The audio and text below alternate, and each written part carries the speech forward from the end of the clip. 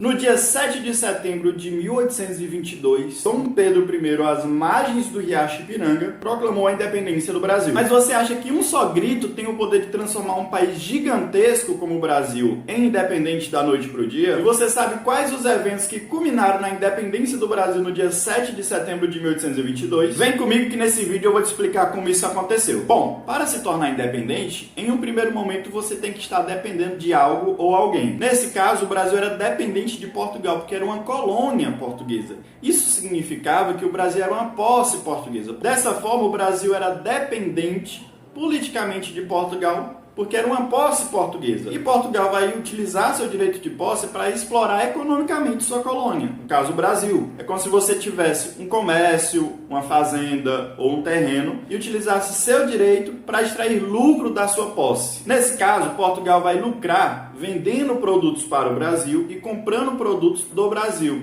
sempre lucrando o máximo possível nessas relações comerciais. A exploração metropolitana de suas colônias era regulamentada por um instrumento jurídico chamado Pacto Colonial. O Pacto Colonial estabelecia que as colônias não poderiam realizar a produção de nenhum produto manufaturado. Não poderiam produzir uma cadeira, um prato, um pente, nada. Tudo isso deveria ser comprado de Portugal. O Pacto Colonial também estabelecia que as colônias só poderiam realizar comércio ou com sua metrópole ou com as outras colônias de sua metrópole mediante autorização prévia. No caso, o Brasil só poderia realizar negócio ou com Portugal ou com as outras colônias portuguesas mediante uma autorização prévia. E isso fazia com que o Brasil só pudesse comprar produtos diretamente de Portugal e também só pudesse vender os produtos produzidos aqui, majoritariamente a cana-de-açúcar, para Portugal. Dessa forma, Portugal conseguia vender seus produtos aqui no Brasil muito acima do preço, lucrando bastante nessa relação comercial. E Portugal também conseguia comprar os produtos brasileiros muito abaixo do valor para revendê-los no mercado europeu, também lucrando bastante com essa relação comercial. Então se estabelece uma relação comercial na qual Portugal vai lucrar bastante com todas as etapas desse processo. Em síntese, o Brasil era dependente politicamente de Portugal porque era uma posse portuguesa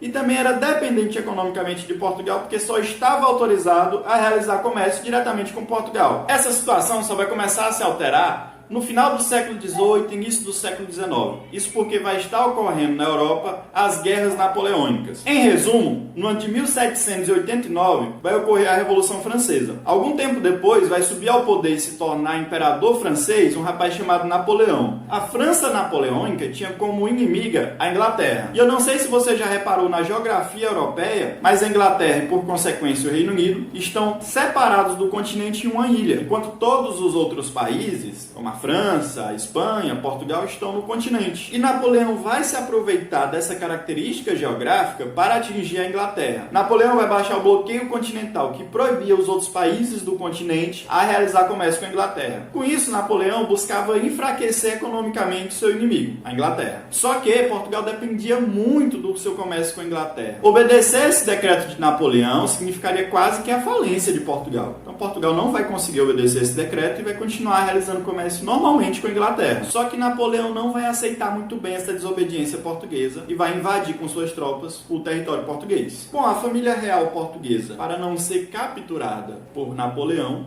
vai fugir para suas colônias na América, vai fugir para o Brasil. E eu não sei se você já reparou, mas entre o Brasil e Portugal tem um obstáculo natural, tem um oceano no meio, o Oceano Atlântico. Então, para viabilizar essa fuga, Portugal vai contar com a ajuda dos ingleses. A Inglaterra, que era sua parceira comercial e, por sorte, possuía uma marinha mercante muito forte. Só que essa ajuda não vai sair de graça. O primeiro decreto do príncipe regente Dom João VI ao chegar ao Brasil no ano de 1808 vai ser o da abertura dos portos do Brasil para as nações amigas, principalmente para a Inglaterra. Bom, e o que significa a abertura dos portos para as nações amigas? Nessa época, é através dos portos que se realiza comércio. Então, é através dos portos que se vende produtos e se compra produtos. Então, a abertura dos portos significa a abertura do comércio da colônia para as nações amigas. Significa a abertura dos portos do Brasil para outros países que não somente para Portugal. Significa a ruptura do exclusivo comercial que até então só possibilitava ao Brasil realizar comércio diretamente com Portugal. E essa abertura comercial vai ser vantajosa para a Inglaterra, que vai conquistar um novo mercado comercial. Isso vai ser extremamente vantajoso para o Brasil, sobretudo para as elites brasileiras, que agora podem comprar produtos de outros países, e as elites brasileiras também vão poder vender os produtos aqui produzidos para outros países e não estarem mais obrigadas a vender esses produtos somente para Portugal. Portugal sempre comprava esses produtos abaixo do preço. E essa abertura comercial vai ser extremamente desvantajosa para as elites portuguesas, que vão perder o exclusivo comercial com a colônia e a enorme margem de lucro que esse exclusivo comercial possibilitava. Então, a chegada da família real ao Brasil no ano de 1808 e a posterior abertura dos portos para as nações amigas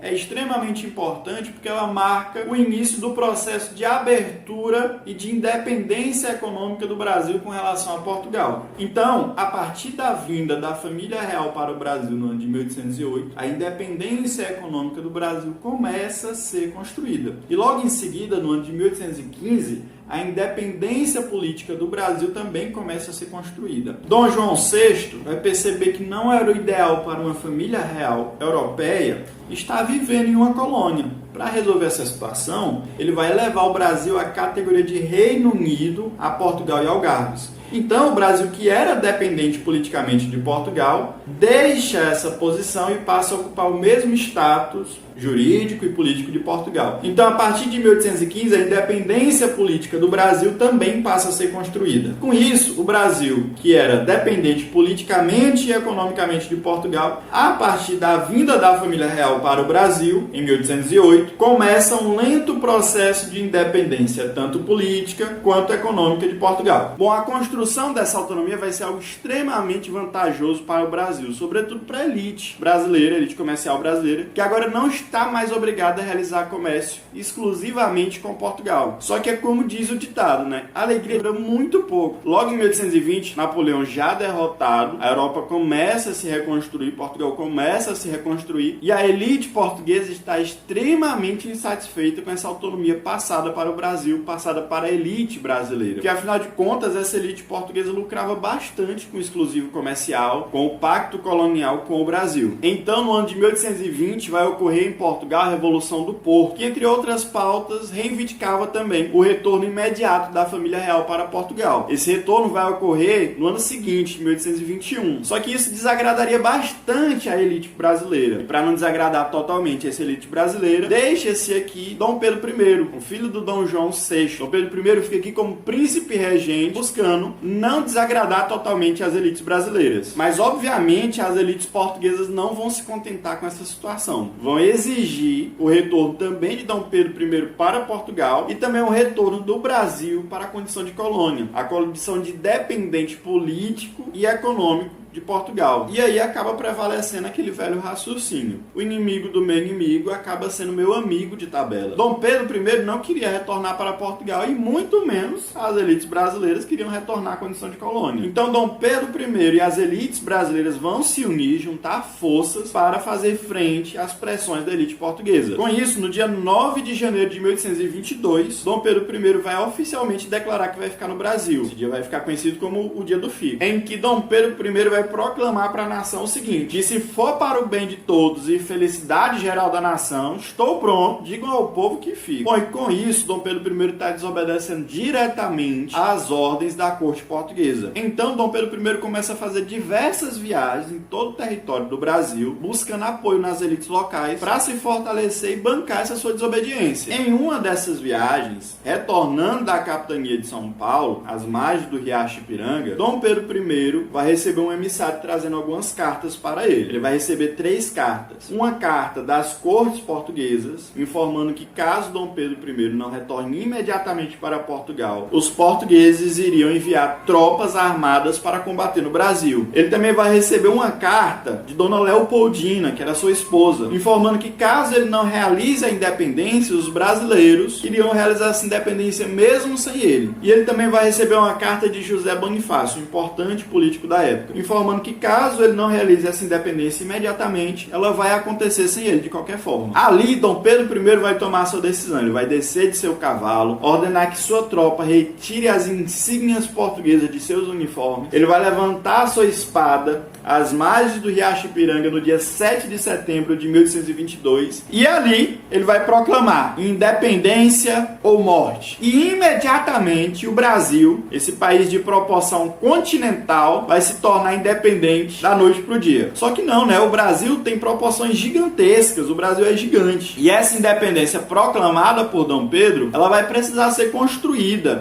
em diversas batalhas que vão ocorrer em várias províncias, batalhas com ampla participação popular. Com isso, a gente consegue identificar que a independência do Brasil é fruto de um longo processo que vai muito além do 7 de setembro. O 7 de setembro é sim um evento importante, mas ele é só um evento dentro de um longo processo. Processo que vai começar a ser gestado muito antes, com a chegada da família real ao Brasil, e posterior ao 7 de setembro precisou ser construído em diversas batalhas com ampla participação da população. Com isso, percebemos também que a imagem que temos da independência, essa imagem cristalizada de uma independência realizada apenas pelas elites, essa imagem não é verdadeira, porque a independência teve sim ampla participação popular. Ela foi construída após o 7 de setembro em diversas batalhas com ampla participação da população, da classe trabalhadora mesmo. Também uma imagem muito cristalizada no nosso imaginário é esse quadro aqui. Ele foi pintado pelo Pedro Américo em 1888 e ele retrata o Grito do Ipiranga. Nesse quadro a gente consegue perceber no centro da imagem Dom Pedro I cercado pelos seus correligionários, pelas suas tropas, ao passo que a classe trabalhadora, a população, ela não está participando desse evento, ela está alheia a esse evento, ela não participa do processo de independência, ela observa de fora a independência. Então, o quadro do Pedro Américo, que exclui a classe trabalhadora, a população, do processo da independência, ele não é totalmente verídico, porque a classe trabalhadora, a população, ela participou sim e foi muito importante para o processo de independência. Vão ocorrer diversas batalhas em várias províncias para a consolidação da independência. Essas batalhas vão ter ampla participação da população. A verdade é que o quadro do Pedro Américo, ele não representa a imagem que a sociedade da independência tinha da independência. Ele é um quadro que foi pintado quase que 60 anos após a independência. Então este é um quadro que foi pintado em um período que o Império já está em decadência. Então ele vai representar a imagem que uma parte da sociedade que vive 60 anos após a independência tinha da independência. É uma imagem que pertence somente a uma parte da elite, ligada à monarquia. Quer passar esse discurso de valorização do processo de independência e, sobretudo, da valorização da participação das elites no processo de independência. Então, parte dessa elite que pertence a esse império, que pertence a essa monarquia, está tentando perpetuar esse discurso de valorização do império e também da participação das elites no processo de independência do Brasil. E é por esse motivo que o quadro do Pedro Américo valoriza a participação das elites no processo de independência, ao passo que ele exclui completamente a participação popular no processo de independência. Por fim, também é muito importante entender o processo de independência pela lente da permanência e das transformações. Houve sim muitas transformações, afinal ocorreu um processo de independência, mas também ocorreram muitas permanências. Economicamente, o Brasil deixa de ser dependente de Portugal, ao passo que se torna cada vez mais dependente da economia inglesa. Então, o Brasil deixa de ser dependente de um país europeu para se tornar dependente de outro. Então, houve uma transformação, mas também houve aí uma permanência. Politicamente, o Brasil vai se tornar independente de Portugal, mas a forma de governo escolhida para o novo país independente vai ser a monarquia, a mesma forma de governo da ex-metrópole, agravada ainda pelo fato que o imperador vai ser Dom Pedro, um membro da família real da ex-metrópole colonizadora. Então, há sim uma transformação política. O Brasil deixa de ser dependente de Portugal. ao passo que se torna uma monarquia governada pelo membro da família real da ex-metrópole colonizadora. Por fim, do ponto de vista social, ocorrem as permanências mais latentes. O Brasil continua sendo um país monocultor, focando toda a sua força produtiva em um único produto para ser exportado e atender às necessidades do mercado europeu. O Brasil vai continuar sendo um país extremamente latifundiário, com a posse de terra nas mãos de pouquíssimas pessoas. E, por fim, o Brasil vai continuar sendo um país escravista. E vai continuar sendo até 1808, quando vai ocorrer a abolição da escravatura. E mesmo após a abolição, não vai haver nenhum projeto de inserção dessas pessoas que foram sequestradas da África e trazidas para o Brasil para serem exploradas como força de trabalho escravizadas. Então o Brasil faz sua independência, mas continua dependendo economicamente da Inglaterra, continua sendo um país governado por um membro da família real portuguesa e também continua sendo um país monocultor, latifundiário e escravagista.